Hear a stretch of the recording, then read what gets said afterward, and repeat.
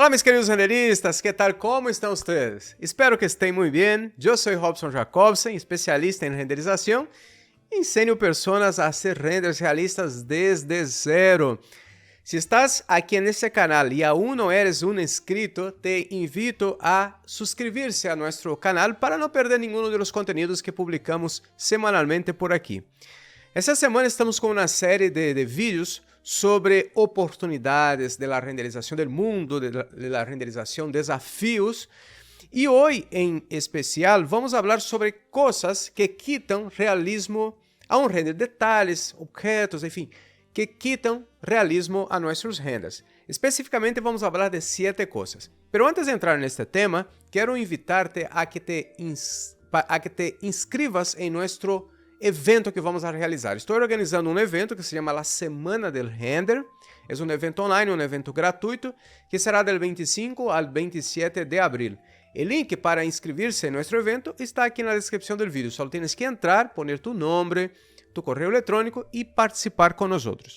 Solamente as pessoas que estén inscritas no evento, o evento é gratuito e online, solamente as pessoas que estén inscritas vão receber o modelo, os materiais, os recursos, os links para as classes. Assim que não deixes passar a oportunidade e inscreve-te.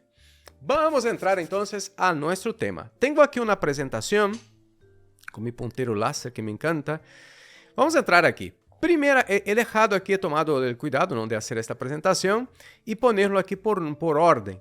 Então, primeira coisa que temos que ter cuidado, porque se utilizamos modelos 3D de baixa qualidade, vamos a ter problemas com nosso render. Não se vai ver realistas.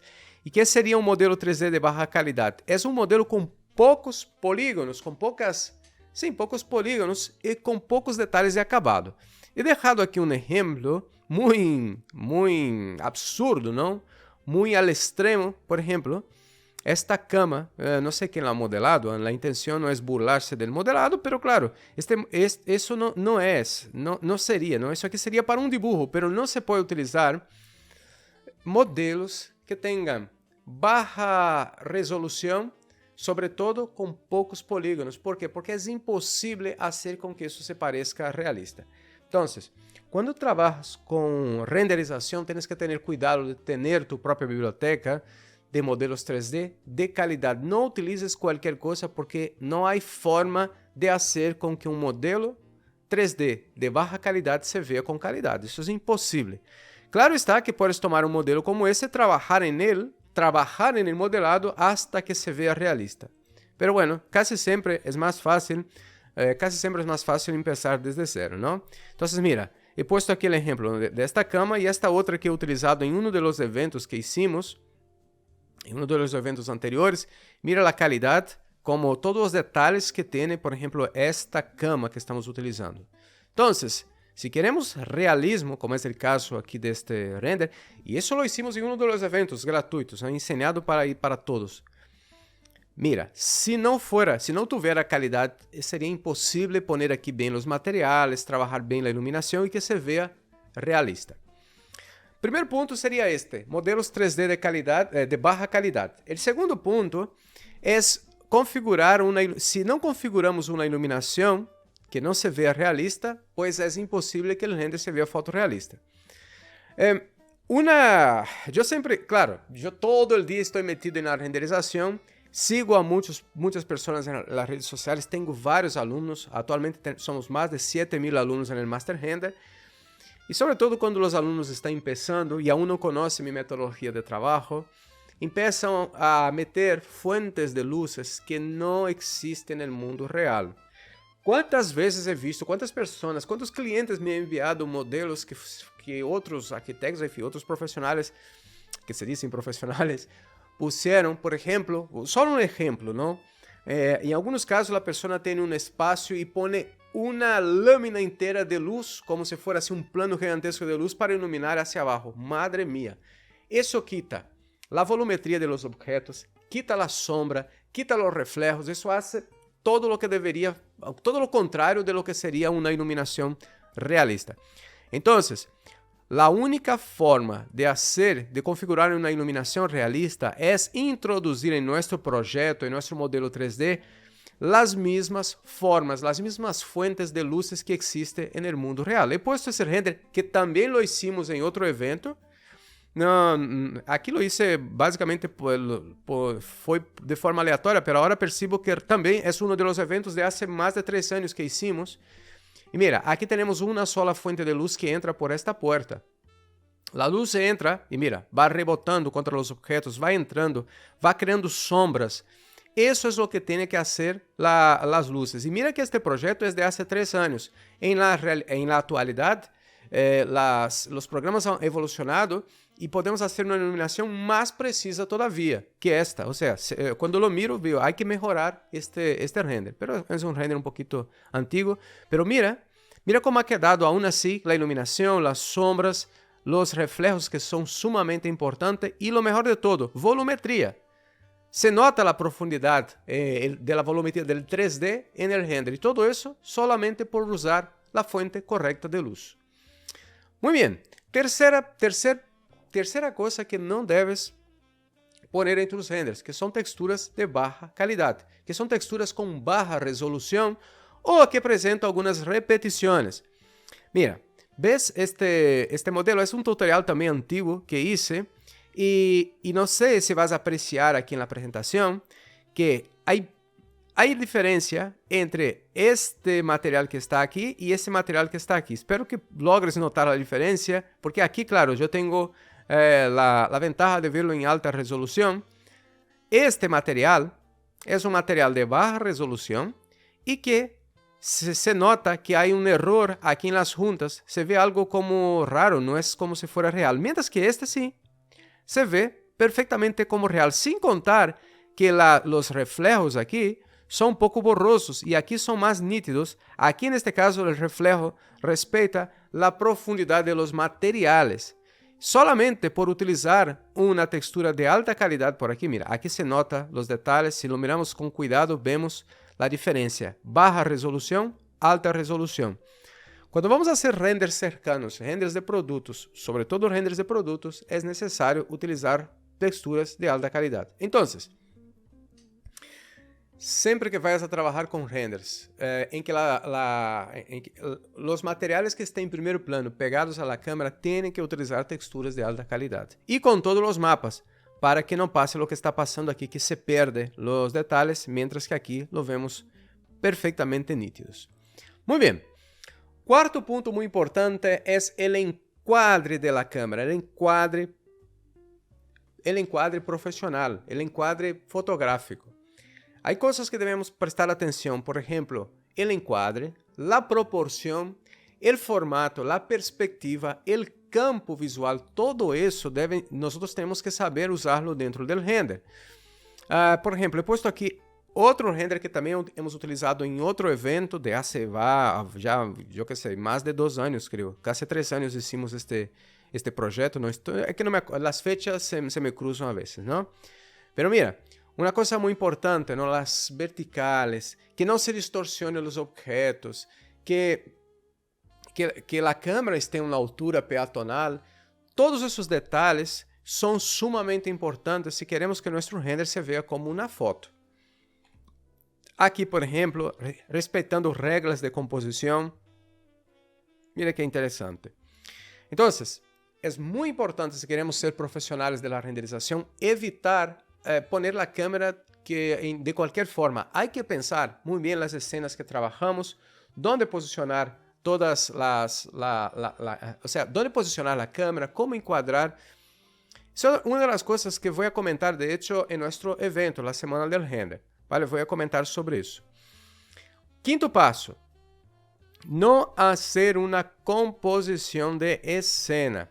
Cada vez que vamos criar um projeto, que vamos criar um render, uma infografia para convencer al cliente de fazer o projeto com nós, necessitamos pensar que uma composição tem primeiro, segundo e terceiro plano. Há que criar isso, não? Então, primeiro, nós solemos poner alguns objetos em primeiro plano que, por exemplo, déjame poner aqui al siguiente. Por exemplo, aqui nesta imagem, temos, neste primeiro plano, estas flores. E mira, estão desenfocadas. Eso es proposital para que el objeto principal, que en este caso es este bloque que está aquí, este objeto, este producto, sea el protagonista. Por eso desenfocamos lo que está en primer plano. Entonces hay que tener cuidado también de tener una separación del fondo para que el objeto principal sea el protagonista. Pero claro, yo puedo, utilizando por ejemplo un desenfoque de campo, hacer con que lo que esté en primer plano sea protagonista o lo que esté en segundo o en tercer plano, el plano de fondo, también sea protagonista. Otra cosa que podemos ver aquí es en los reflejos de los cristales, vemos claramente que hay un fondo. Lo que está detrás de la cámara. Hay que cuidar la composición para que nuestros trabajos se vean profesionales, ¿vale? Entonces, eso es sumamente importante. Mira, aquí hablando de composición, tenemos lo que está... no tenemos... aquí es interesante. No tenemos nada en primer plano. Entonces, siempre que es posible, deberíamos poner algún tipo de objeto para crear exactamente cómo crear esta intencionalidad de llevar la visión del cliente. Me están llamando aquí por WhatsApp, en fin. Llevar la visión del cliente a lo que sería el objeto principal. En este caso no hay nada desenfocado, por lo tanto el proyecto quedó ahí un poco en abierto. No hay nada que sea principal en este render.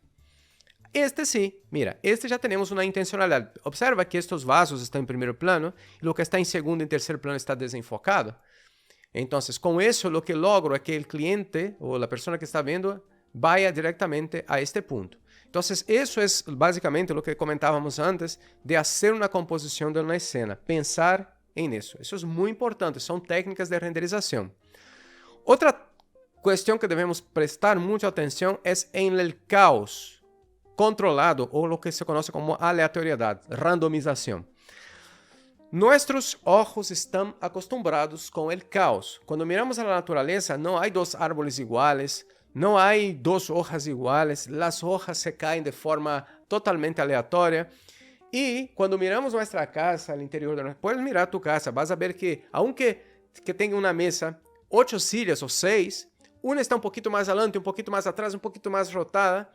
Ese tipo de caos, que aquí lo he puesto, que existe en la naturaleza, debemos trasladar a nuestros proyectos. Eso fue un render que hice también de pruebas para hablar de ese tema de aleatoriedad. Por ejemplo, este render, que también es antiguo, tengo aquí algunos caos. ¿Qué es eso caos? ¿No? Estas hojas que están por aquí perdidas, lanzadas, mira, un poquito por aquí. Los árboles no son iguales. Aunque sea el mismo árbol, este es el mismo árbol, pero está con diferentes tamaños, con rotaciones distintas. Eso hace con que haya una aleatoriedad en nuestros proyectos. Vale. Y por último, uno de los fallos para que nuestro render no se vea realista es no hacer postproducción. La postproducción es esencial para el fotorrealismo, para los renders realistas. ¿Por qué? Porque en la postproducción nosotros lo que hacemos es realzar detalles. Por ejemplo, este es un render sin postproducción. Este es con la postproducción aplicada. Mira, que tenemos un desenfoque en primer plano. He aplicado aquí, por ejemplo, un efecto atmosférico, cosa que no hay por aquí. Todo eso crea una ambientación. Pero claro, aquí es solo un ejemplo utilizando algunos detalles, por ejemplo, en Photoshop. Creo que se me olvidó poner otra imagen. Pero aparte de eso, la postproducción nos permite realzar colores, dar más contraste. A veces el render se queda muy plano y con un poquito más de color, de un poquito más de sombra, reforzando un poco más la sombra por ejemplo, en este render aquí, esta puerta se ve con un tono un poco más amarillo, aquí se ve un poco más blanco. Eso se arregla todo en postproducción para que se vea realmente como tiene que ser.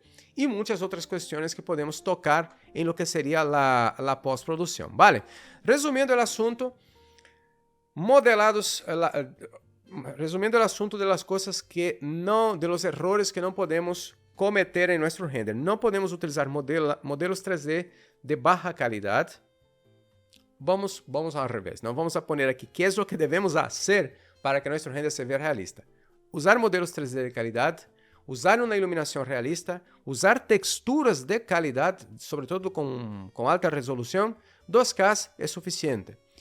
Encuadrar la escena con técnicas fotográficas, componer nuestras escenas pensando en el primer, segundo y tercer plano, crear en nuestras escenas, en nuestros proyectos, caos controlado, ¿no? Y aleatoriedad. Y, por último, nunca olvidarse de hacer la postproducción. Esto sería lo básico. Hay tantas otras cosas que podríamos decir aquí, pero para que este vídeo no se alargue demasiado, yo creo que ya es suficiente. Lo bueno es que voy a hablar de varias de estas cuestiones, no todas, pero varias de ellas en nuestro evento, la Semana del Render. Ya sabes, el link está en la descripción del vídeo. Inscríbete para que podamos participar juntos. Espero que te haya gustado este vídeo. Deja lo que piensas aquí en los comentarios y nos vemos en los próximos vídeos de esta serie. Un abrazo.